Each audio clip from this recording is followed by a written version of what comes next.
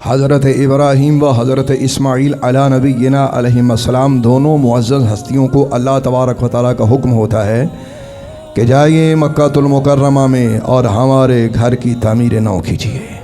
حضرت خلیل و حضرت ذبی علی نبینا علیہم السلام دونوں معزز باپ اور بیٹا، آپ مکہ المکرمہ میں اس جگہ تشریف لے کر گئے کہ جہاں قدرت نے اپنے گھر کے بنانے کی نشاندہی فرمائی تھی۔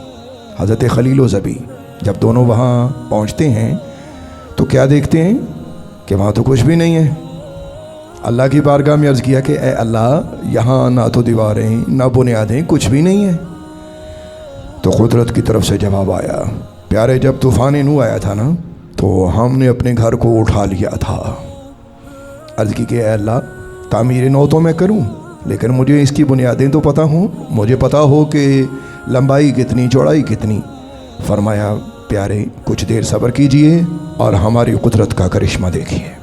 اسے قرآن کریم فرقان حمید اپنی پاک زبان میں یوں بیان فرماتا ہے، وَإِذَا بَوَّأْنَا لِإِبْرَاهِيمَ مَكَانَ الْبَيْتِ أَلَّا تُشْرِكْ بِي شَيْئًا وَطَهِّرْ بَيْتِيَ لِلطَّائِفِينَ وَالْقَائِمِينَ وَالرُّكَّعِ السُّجُودِ۔ اور جب ہم نے ابراہیم کے لیے خانہ کعبہ کو مقرر کیا اور ارشاد فرمایا کہ میرے ساتھ کسی چیز کو شریک نہ کیجو، اور طواف کرنے والوں اور قیام کرنے والوں اور رکوع کرنے والوں اور سجدہ کرنے والوں کے لیے میرے گھر کو صاف ستھرا کرو۔ میرے بھائی اور بہنوں، یہ قرآن پاک کی آیت کریمہ آپ نے سماعت کی۔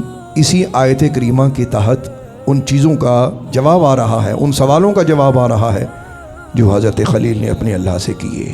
تفسیر طبری متوفہ 310 ہجری، اس میں لکھا ہوا ہے کہ اللہ تبارک و تعالیٰ نے حضرت ابراہیم و حضرت اسماعیل علی نبینا علیہم السلام کے سامنے ایک عجیب و غریب چیز کا ظہور فرمایا۔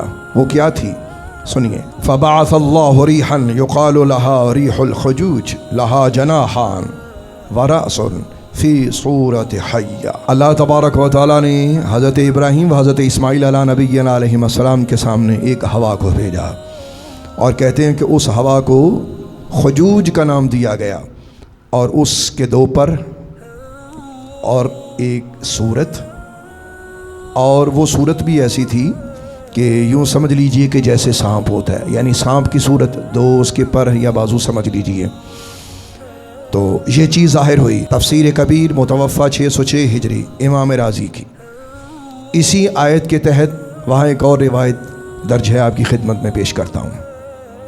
وہ کہتے ہیں کہ حضرت خلیل و حضرت ذبی علی نبینا علیہم السلام کے سامنے ایک بادل کا ٹکڑا پیش ہوا، اور وہ کیا تھا اور وہ کیسا تھا؟ وہ کہتے ہیں وفیہا رأس، اس بادل کے ٹکڑے کا سر بھی تھا، یتکلم، اور وہ باتیں بھی کرتا تھا، وَلَهُ لِسَانٌ وَعَيْنَانِ، اس کی زبان بھی تھی اور اس کی دو آنکھیں بھی تھیں۔ اللہ اکبر۔ وہ جو صورت ظاہر ہوئی تھی بادل کی، ذرا اسی روایت پہ غور کرتے ہیں۔ امام رازی لکھتے ہیں کہ اس صورت نے آپ سے کلام کیا اور وہ ایک بادل کا ٹکڑا تھا، تو وہ کہنے لگا کہ حضور مجھے اللہ نے آپ کی طرف بھیجا ہے، آپ میری طرف متوجہ ہو جائیں۔ تو وہ بادل پکار کے کہنے لگا کہ جتنا میں چوڑا ہوں اتنی ہی چوڑائی میں آپ اس کی بنیادوں کو رکھیے، اور جتنا میں لمبا ہوں اتنی ہی لمبائی میں آپ اس کی بنیادوں کو رکھیے، یعنی یہ وہ بنیادیں جو باہر باؤنڈری نظر آنے والی ہے۔ حضرت خلیل اس بادل کو دیکھتے جاتے اور نیچے زمین پہ نشان لگاتے جاتے۔ یوں طول و عرض میں آپ نے اس بادل کے ٹکڑے سے باتیں کرتے ہوئے زمین پہ کچھ لکیریں کھینچیں۔ اللہ اکبر۔ ایک روایت میں یہ بھی آتا ہے کہ حضرت ابراہیم علی نبینا علیہ الصلاۃ والسلام و حضرت اسماعیل علی نبینا علیہ الصلاۃ والسلام کے سامنے حضرت جبریل امین تشریف لائے، اور حضرت جبریل امین نے اپنا پر مارا، اور جیسے ہی آپ نے اپنا پر مارا تو زمین جو تھی وہ 7ویں تہ تک اس میں گڑھا پڑ گیا، اور حضرت خلیل اور حضرت ذبی نے دیکھا کہ اس میں وہ سب سے پرانی بنیادیں جو اللہ تبارک و تعالیٰ نے حضرت آدم علیہ السلام کے لیے رکھوائی تھی وہ نظر آ رہی تھیں۔ لہٰذا انہی بنیادوں پر حضرت خلیل اور حضرت ذبی نے اللہ کے گھر کی دوبارہ تعمیر نو فرمائی۔